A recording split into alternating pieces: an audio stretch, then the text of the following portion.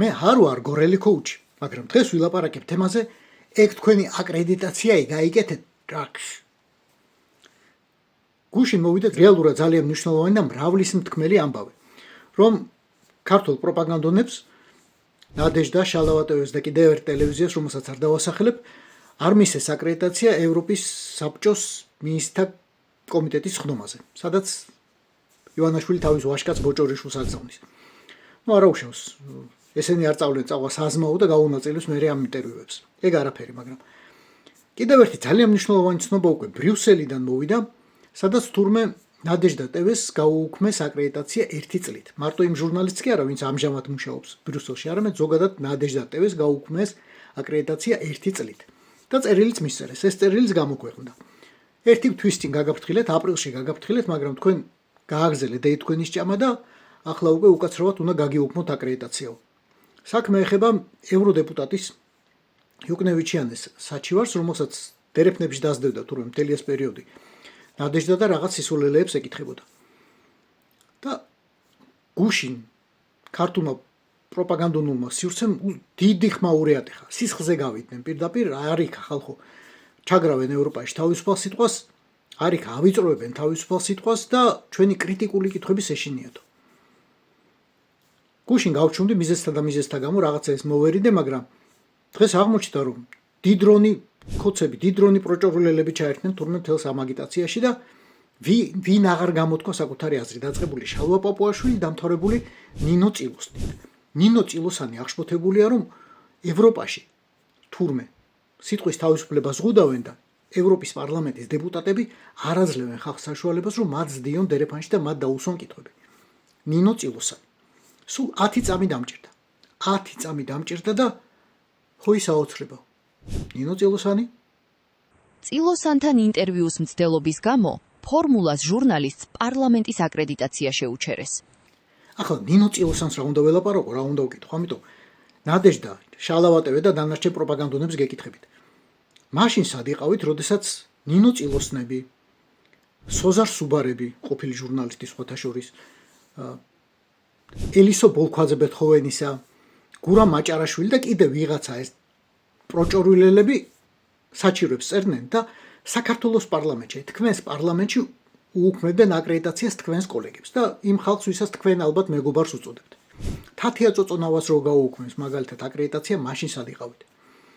ფორმულას რო გაუუქმეს, ტევ პირველს გაუუქმეს, პუბლიკას გაუუქმეს, ვის აღარ გაუუქმეს? იმ მედიას, რომელიც თავისუფალ მედიად იწოდება ამ ქვეყანაში.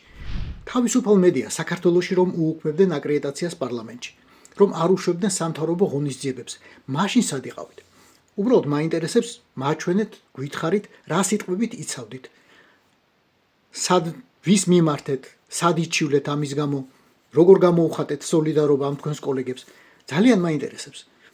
თქვენ, ნადეჟდა, შალავატოვე და დანარჩენებო, მაშინ როგორ გამოხატავდით ამ თქვენ სოლიდარობას აი დრაკონული კანონების წინააღმდეგ და იმ სიტყვის თავისუფლების შეზღუდვის წინააღმდეგ, რომელიც არ მოგწონთ ბრიუსელში, მაგრამ ძალიან მოგწონთ თბილისში.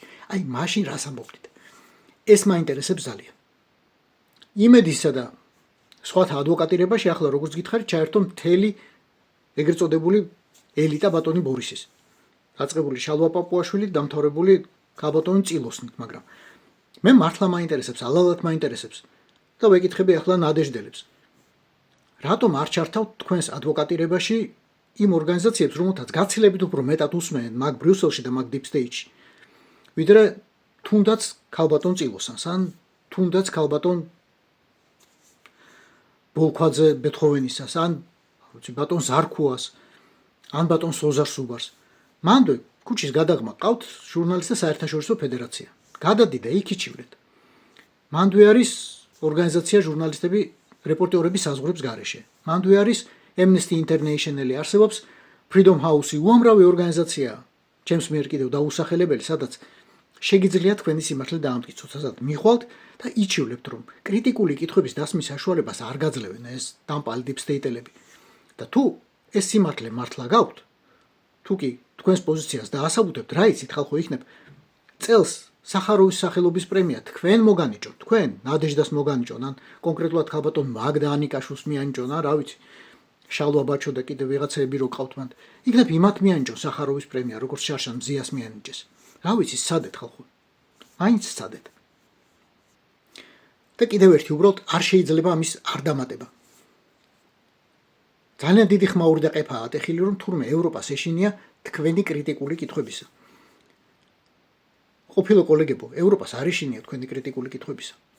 უბრალოდ ევროპა დაიღალა თქვენი სისულელეების მოსმენით, იმიტომ რომ ეს კითხვები, რომელთაც თქვენ კრიტიკულად ასაღებს და რომელიც თქვენი გონიათ, სიამდვილეში არის რუსული კითხვები, რომლებიც რუსებმა თარგმნეს და დაგირიგეს მერე ბევრ ენაზე თავისნაირ პროპაგანდონებს და დაგარბეინებენ ახლა გინ ევროპაში, გინ ამერიკაში და ერთსა და იმავე სისულელეებს ეკითხებით ყველას.